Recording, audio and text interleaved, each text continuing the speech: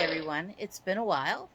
I've been busy, and I thought I would make sorry, I have an itchy nose here.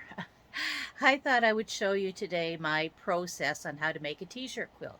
Now, I've made over 20 some odd quilts, mostly queen size. Some were double and some were lap. I call them t-shirt quilts, but some of them were memory quilts. Their loved one had passed away, and they had a collection of fabric. Their clothes, actually, their loved one's clothes, which I picked and chose and made them quilts, and they were all happy. Didn't have any complaints so far, knock on wood. So I thought I'd start with the beginning process. I don't know how many parts there will be to this, but this is part one.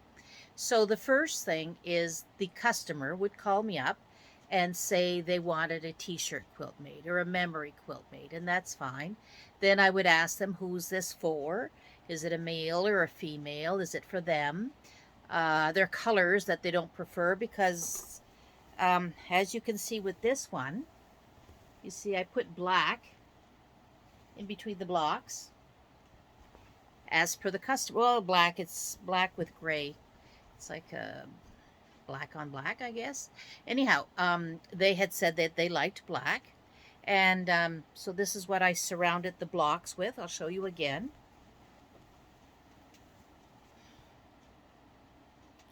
So as you can see, the borders of these blocks are in black.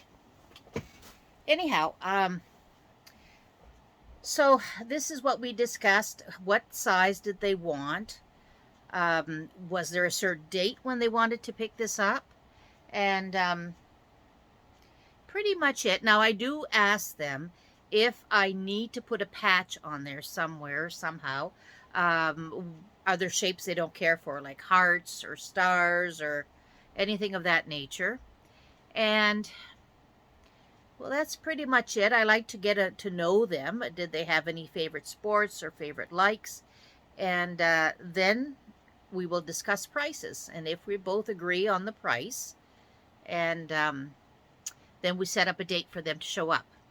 Now, another thing too is I tell them that if I don't have enough t-shirts, I'll have to add in my own fabric. Like I might add in a few blocks here and there of plain, what I call plain cotton fabric.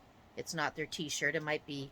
So they come in, and then we look at their t-shirts and which is their favorites, and sometimes they'll bring some just in case I don't have enough. So I try to put a safety pin on the ones that they really don't care for. And then I tell them, is there a certain date, a certain time, and I give, if not, then I will give them a time when I think it should be ready. In just a moment. So then once I start looking at the t-shirts and what I've got, here's my basic pattern. And it's for a queen size. And that's the recipe. I call it a recipe. That's the pattern I go with.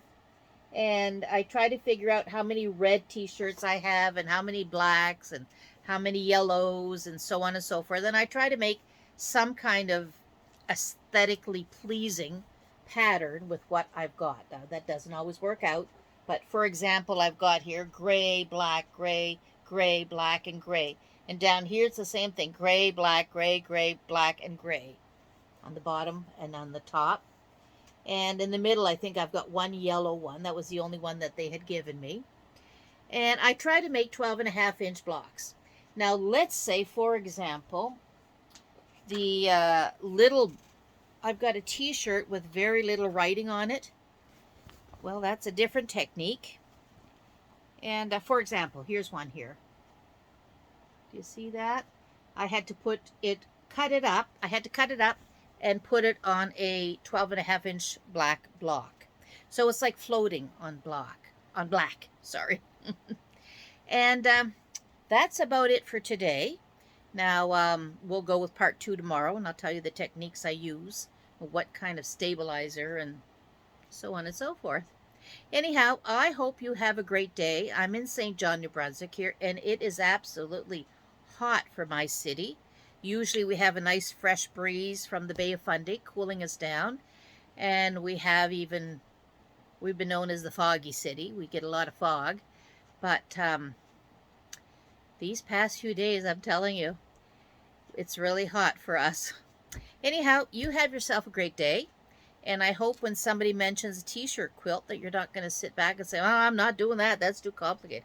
It really isn't. It's just a matter of planning what you have as t-shirts and where you're going to place them, what size you need to make, and who is it for. You're going to charge them. What charge are you ready to do? And as I said, once again, if they're not prepared to pay, or if they think it's too much, well then, that's the way it is. You can't lower your services. You are worth something as well as your work. You have a great day. Bye now.